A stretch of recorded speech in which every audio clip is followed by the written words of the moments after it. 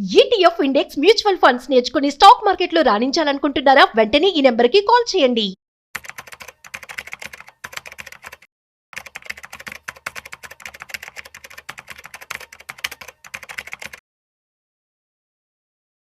Stock market అంటే స్కామా లేదా సక్సెసా?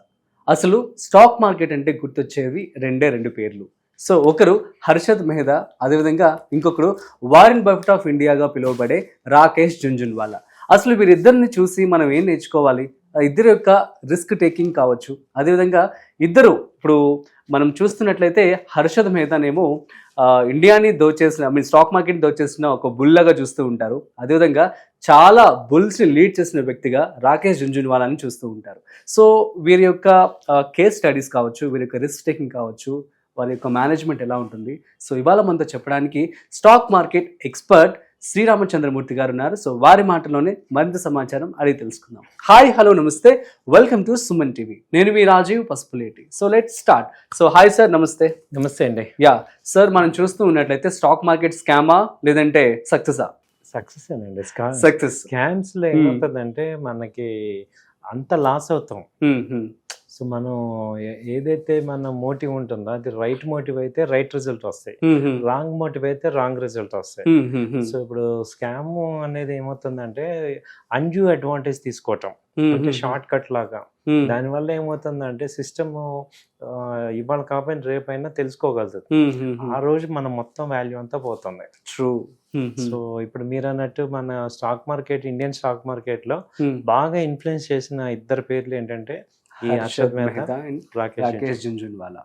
So వీళ్ళిద్దరిని మనం తీసుకొని కేస్ స్టడీ లాగా అసలు వాళ్ళిద్దరి జీవితాలు అబ్జర్వ్ చేస్తే ఎలా ఉండాలి, ఎలా ఉండకూడదు అనేది ఒకటి అర్థమవుతుంది. Exactly. So please share sir. So first Harshad Mehta గారితో స్టార్ట్ చేద్దామా లేదంటే రాకేష్ జుంజున్వాలాతో స్టార్ట్ చేద్దామా? ఈయనే సీనియర్, హర్షద్ మెహతా సీనియర్, 92 ఆయన ఇన్వాల్వ్ అయింది మార్కెట్ లో. కాబట్టి ఆయనతో స్టార్ట్ చేస్తే అప్పుడు ఏంటంటే బాంబే స్టాక్ ఎక్స్చేంజ్ ఒకటే ఉండేది, దలాల్ స్ట్రీట్ అనేవాళ్ళం, దానిలో బిఎస్సి ఉండేది. అయితే నెంబర్ ఆఫ్ కంపెనీస్ అప్పుడే ఇంకా కొత్త ఈ మార్కెట్ అనేది అంతకు ముందు ఈ స్టాక్ మార్కెట్ అనేది ఒక పెద్దవాళ్ళ మ్యాటరే, మన చిన్న చిన్న వాళ్ళది కాదు అనేది ఉండేది. ధనవంతులు చేసేవారు అని ఉండేది. కామన్ పీపుల్ ఎవరికి కూడా తెలిసేది కాదు. అదివరకు ఇప్పుడు ఆర్డర్ పెట్టాలంటే ఆ టైంలో రింగ్ అని ఉండేది, ఆ రింగ్ లో ఆ రేట్ అరుచుకునేవాళ్ళు, క్రౌడ్ అనేవాళ్ళు. ఆ తర్వాత ఫిజికల్ షేర్స్ వచ్చేవి, ఆ తర్వాత ఫోన్ లో చెప్పి, అంటే ఇక్కడ నుంచి అందరూ వెళ్ళేవారు సార్ అక్కడికి, ఫోన్ లో ఆర్డర్స్ పెట్టడం, అక్కడ బ్రోకర్స్ ఉండేవాళ్ళు, టికెట్ ఉండేది, టికెట్ ఉండేది, వాళ్ళకి ఏజెంట్స్ ఉండేవాళ్ళు. ఆ సిస్టమ్ అంతా కూడా ఒక అన్ప్రొఫెషనల్ సిస్టమ్ అన్నమాట. సో హై బ్రోకరేజ్, అసలు విషయం మన దాకా వచ్చేపాటికి చాలా టైం పట్టేది. ఆ రేట్ ఎంత, ఏ రేట్ లో వచ్చింది వాళ్ళంటే మనకి ఫింగర్ టిప్స్ లో వస్తుంది. 92లో అలా వచ్చేది కాదు, 90 ఆ ఏజ్ లో. ఇప్పుడు కంప్యూటర్స్ కూడా పెద్దగా లేవు, ఓన్లీ వర్క్ అంతా కూడా ఒక అన్ప్రొఫెషనల్ వర్క్ లాగా ఉండేది. అంటే ఓన్లీ ఫోన్ కాల్స్, నమ్మకం మీద ట్రాన్సాక్షన్ జరిగిపోయేది, వాళ్ళు చెప్పిన రేటే ఇక్కడ జరిగేది. సో ఇలా ఉండేది అన్నమాట మార్కెట్. ఇక్కడే కాదు, వరల్డ్ మొత్తం అన్ఆర్గనైజ్డ్ మార్కెట్. అవును.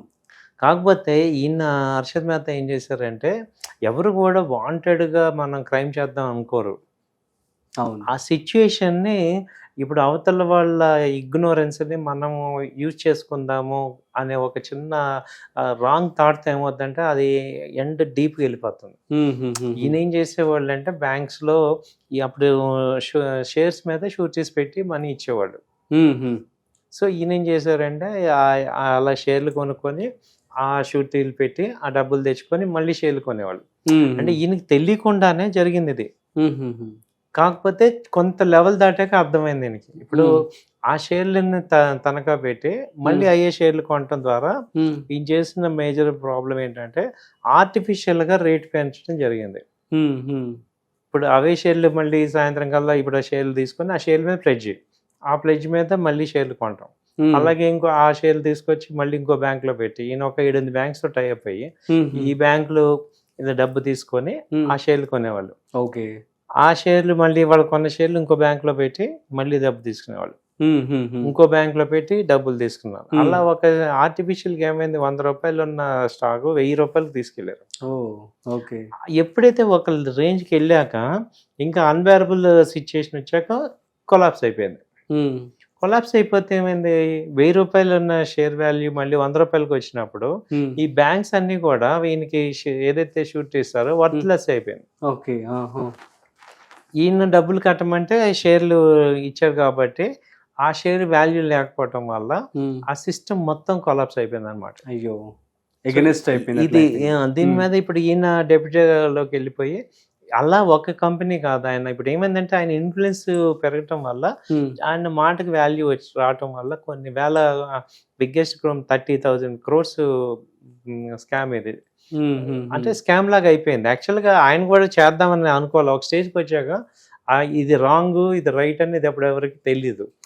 సో బట్ ఏంటంటే ఆయన మీదే చేసింది, ఒకే షేర్ ని మ్యానిపులేట్ చేశారు అనేది ఇక్కడ జరుగుతుంది. ఒకే షేర్ కొనటం అనేది మ్యానిపులేట్ చేయటం. అది ఒకటే షేర్ ఎందుకని కొన్నారు అంటే ఏమన్నా దానికి అంటే ఆ షేర్ మీద దానికి బిలీఫ్ ఉంది అంతే, కొనచ్చు కొంటే పెరుగుతుంది అన్నట్టుగా ఆయన కొన్నారు. ఇప్పుడు కొనకూడదు ఆ తర్వాత లిమిట్ చేశారు అనమాట. వేరే వాటికి ఏమన్నా కొనుక్కున్న బాగుండేది. ఇప్పుడు అలా వాళ్ళు ఏంటంటే ఇప్పుడు తర్వాత క్లియర్ గా అర్థమైంది ఏంటంటే వాంటెడ్ గానే అది జరిగింది. సో ఆ షేర్ ని పైకి లేపటం, ఇప్పుడు ఆ రోజులు ఏంటంటే ఏ షేర్ ని కావాలంటే ఆ షేర్ ని మ్యానిపులేటెడ్ గా ఇన్ఫ్లుయెన్స్ చేసి లేపటం, ఆ తర్వాత పాల్ చేయటం, ఒకసారి అమ్మేయటం. ఇప్పుడేంటి తక్కువ రేట్లో వీళ్ళు కొంటే కంటిన్యూగా ప్రైస్ మ్యానిపులేట్ చేసి పైకి ఆర్టిఫిషియల్ గా రేట్ పెంచేసేసి ఆ హై రేట్లో అమ్మేయటం వల్ల ఏమవుతుంది, హై రేట్లో కొన్న వాళ్ళందరూ కూడా లూజర్స్ అయిపోతారు. ఎగ్జాక్ట్లీ.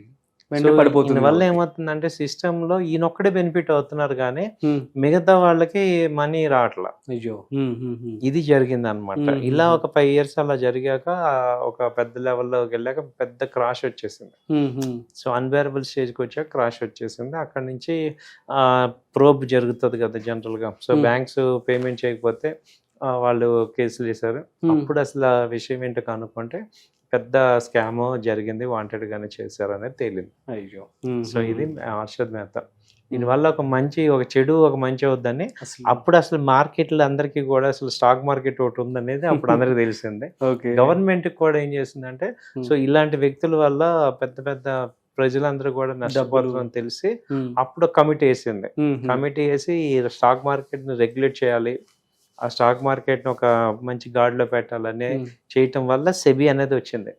ఓకే. సో ఆ బ్యాక్గ్రౌండ్ వల్ల సెబీ వచ్చింది అనమాట. వాళ్ళు ఏం చేస్తారు, ఇప్పుడు 2000 లో సెబీ మొత్తం స్ట్రీమ్ లైన్ చేసేసి ఇంకొక ఎక్స్చేంజ్ ని తీసుకొచ్చి NSE అని నేషనల్ స్టాక్, అప్పుడు మళ్ళీ ఆన్లైన్ ట్రేడింగ్, తర్వాత ఈ ఒక రూల్స్ రెగ్యులేషన్స్ ఇవన్నీ తీసుకొచ్చింది అనమాట. ఓకే. సో ఇండైరెక్ట్ గా ఏంటంటే ఆయన వల్ల సిస్టమ్ బాగుపడింది. ఫర్దర్గా అలాంటి కేసెస్ అవ్వకపోవటం అనేది జరిగింది. బట్ ఆయన మాత్రం చాలా వరస్ట్ స్టేజ్కి వెళ్ళిపోయాడు. అవును, అవును. అదే. సో అది ఆయన దగ్గర నుంచి మనం తెలుసుకోవాలి. అసలు మేజర్ తెలుసుకోవాల్సింది ఏంటంటే ఇప్పుడు రాంగ్ అనేది తెలిసి చేసినా తెలియపోయి చేసినా రాంగే. అవును, అవును. కాబట్టి బిఫోర్ స్టాక్ మార్కెట్ ఎంటర్ అయ్యేటప్పుడు మన ముందు ఏంటి రూల్స్, ఏం చేయొచ్చు ఏం చేయకూడదు అనేది తెలుసుకోవాలి. సో ఏ పనులు మనం చేయగలం, ఏ పనులు. ఇప్పుడు ప్రైస్ రిగ్గింగ్ అనేది అది మ్యానిపులేషన్ అనమాట. అలాగే ఇన్సైడర్ ట్రేడింగ్ అంటే వాళ్ళ రిజల్ట్స్ వస్తున్నాయి అనుకోండి. ఇప్పుడు నేను కంపెనీలో పనిచేస్తున్నాను, ఆ కంపెనీలో రిజల్ట్స్ ఏంటి మంచి చెడు నాకు తెలుస్తుంది. నేను వేరే వాళ్ళకి చెప్పటం అనేది ఇన్సైడర్ ఇన్ఫర్మేషన్. నువ్వు క్యాజువల్ గా చెప్పినా మా రిజల్ట్ బాగాలేదు లేకపోతే ఇంకోటి అని క్యాజువల్ గా మాట్లాడినా అదేమవుతుంది, అవతల వాళ్ళు బిగ్ క్వాంటిటీ కనుక తీసుకుంటే అది మ్యానిపులేషన్ అవుతుంది. ఓకే. సో దానివల్ల అది అలాంటివన్నీ కూడా మనం చేయకూడదు అనమాట. సో అలాగే మనం తెలియకుండా మనం చేసే కంపెనీలో మనకి షేర్లు ఉండకూడదు. సో అది కూడా ప్రొహిబిషన్ అనమాట. ఇప్పుడు ఆ షేర్స్ మీరు ఉంచుకున్నా మీరు డిక్లేర్ చేయాలి, అంటే ట్రేడ్ చేయకూడదు. అదేలేండి, కంటిన్యూగా ట్రేడ్ చేయకూడదు. సో ఇలా ఇవన్నీ ఏంటంటే ఈ రూల్స్ అనేవి తెలుసుకోవాలి. తెలుసుకోకపోతే పెద్ద పెనాల్టీలు పడుతున్నాయి. మరి రాకేష్ జుంజున్వాలా నుంచి ఏం నేర్చుకోవాలంటారు? ఈయన యాక్చువల్గా ఒక chartered accountant. So he is the person who given respect to the market and himself. True. అంటే ఒక రైట్ వేలో, ఇప్పుడు ఒక రాంగ్ వేలో సంపాదించి కోట్లు ఎలా అయితే నష్టపోతున్నాం, ఒక రైట్ వేలో కూడా కొన్ని వేల కోట్లు సంపాదించవచ్చు అనేది ఈయన ప్రూవ్ చేశాడు. అవును. సో ఈయన 2000లో 5000 రూపీస్తో ఆయన స్టార్ట్ చేస్తే ఉమ్, బిజినెస్ ఇవాళ 5000 crores-కి వెళ్ళిపోయింది ఆయన worth with in span of 25 years-లో. ఉమ్, ఉమ్, ఉమ్, సో ఈయన ఒక చార్టెడ్ అకౌంటెంట్, ఈ know the quality of the stocks, um, fundamentals చూడటం. ఉమ్, ఏంటంటే ఈయన జస్ట్ లైక్ మీరు అన్నట్టు వారెన్ బఫెట్ ఆఫ్ ఇండియా. మనకి ఇండియా లాగా ఉమ్, వీళ్ళు ఒక ఎథికల్ వేలో ఉమ్, ఒక బిలీఫ్స్, ఓకే ఈ కంపెనీ బాగుంది, లేక ఫండమెంటల్స్ బాగున్నాయి, ఈ కంపెనీ గ్రోత్ ఉంది. ఇప్పుడు ఆయన టైటాన్ 5 రూపీస్లో కొన్నారు, ఉమ్, అందరూ కొన్నారు, కానీ ఇవాళ దాకా ఆయన హోల్డ్ చేశారు. ఉమ్, ఉమ్, ఉమ్, ఉమ్, ఆ టైటానే ఆయనకి 50% ఆయన వెల్త్ అంతా స్టేక్ ఉంది. ఉమ్, ఉమ్, అంటే ఆయన అసెట్స్ లో 50% టైటాన్దే. ఓ గ్రేట్. ఆ రోజుల్లో టైటాన్ ఆయన అందరూ కూడా అవసరం లేదు, ఈ టైటాన్ ఇప్పుడు గోల్డ్ బిజినెస్ కు చేంజ్ చేస్తారంటే ఉమ్, ఉమ్, కాదు, దీనిలో పొటెన్షియల్ ఉందని ఉమ్, హోల్డ్ చేశారు ఆయన. ఉమ్, ఉమ్, ఉమ్, అలా ఆయన కొన్ని కంపెనీల్ని ఐడెంటిఫై చేసి వాటిని బాగా నమ్మి వాటితో పాటు ఒక ట్రావెల్ చేశారు. ఓకే. అది మనం నేర్చుకోవాలి. అంటే ఒక మ్మ్. ఫండమెంటల్గా ఒక కంపెనీ బాగుంది అనుకున్నప్పుడు దాన్ని షార్ట్ టర్మ్ గెయిన్స్కి అమ్మకుండా ఒక వెల్త్ క్రియేషన్కి ఒక అసెట్ లాగా పెట్టుకుంటే ఉమ్, మంచి అసెట్ బిల్డ్ అవుతుంది. ఓ, అంటే stock market is a place, ఎగ్జాక్ట్గా చెప్పాలంటే వేరే అసెట్స్ వెల్త్ క్రియేట్ అయ్యే ప్లేస్ ఇది. ఉమ్, ఉమ్, ఉమ్, ఉమ్, కాకపోతే ఏంటంటే మన రైట్ పీపుల్ రైట్ కంపెనీతో అసోసియేట్ అవ్వాలి. ఉమ్, ఉమ్, ఇప్పుడు ఇన్ఫోసిస్ ఉంది, కొన్ని కోట్ల మందికి వెల్త్ క్రియేట్ చేసింది ఆ షేర్స్. విప్రో కానీ, ఇన్ఫోసిస్ కానీ, టీసీఎస్ కానీ, ఇవన్నీ చాలా, అంటే ఒక 20 years హెచ్డిఎఫ్సి బ్యాంక్ అని, ఐసిఐసిఐ బ్యాంకు, అందులో ఇన్వెస్ట్ చేసి ఒక 10 years 15 years ఉన్న వాళ్ళందరికీ కూడా కోటీసులు చేశారు. ఉమ్, ఉమ్, ఉమ్, సో అవన్నీ ఏంటంటే ఈయన ఎథికల్ ప్రాక్టీసెస్ ద్వారా కూడా ఉమ్, మనం సంపాదించవచ్చు. ఉమ్, ఉమ్, అంటే చాలా మంది స్టాక్ మార్కెట్ అంటేనే రాంగ్ ప్రాక్టీస్, అదొక రాంగ్ ప్లేస్, లేకపోతే మాయ మోసాలు చేస్తారు అనుకునే వాళ్ళందరికీ కూడా ఉమ్, ఈజ్ ద ఎగ్జాంపుల్. ఎవరు Rakesh Jhunjhunwala is the example for ethical practices. Okay, super sir, thank you so much. Thank you అండి. సో గైస్, అర్థమైంది కదా. సో హర్షద్ మెహతా కావచ్చు, రాకేష్ జుంజున్వాలా, సో వీరి నుంచి మనం నేర్చుకోవాల్సినటువంటి పాఠాలు చాలా చక్కగా వివరించారు శ్రీరామచంద్రమూర్తి గారు. So that's it. సో మరొక ఇంట్రెస్టింగ్ కేస్ స్టడీతో మళ్ళీ కలుద్దాం. అంతవరకు చూస్తూనే ఉండండి సుమన్ టీవీ.